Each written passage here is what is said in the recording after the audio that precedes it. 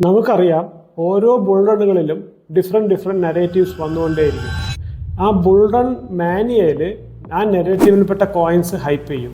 പക്ഷേ അതിൻ്റെ general growth depends on how big it is already and how big it can become. അതായത് ഇപ്പോൾ ഉള്ള വിലയും പൊട്ടൻഷ്യൽ വിലയും തമ്മിലുള്ള ഗ്യാപ്പാണ് അതിന് അത്രയും മൾട്ടിപ്ലയർ കൊടുക്കുന്നത്.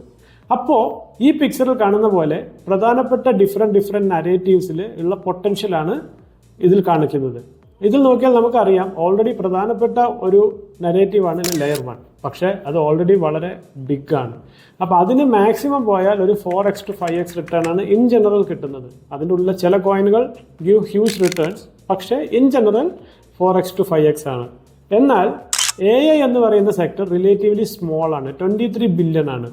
അത് പക്ഷേ ഭയങ്കര ഹൈപ്ഡ് ആണ്. അതിന് 2 ട്രില്യൺ വരെ എത്തിയാൽ ഏകദേശം 100x റിട്ടേൺസ് ആണ് കിട്ടാൻ സാധ്യത.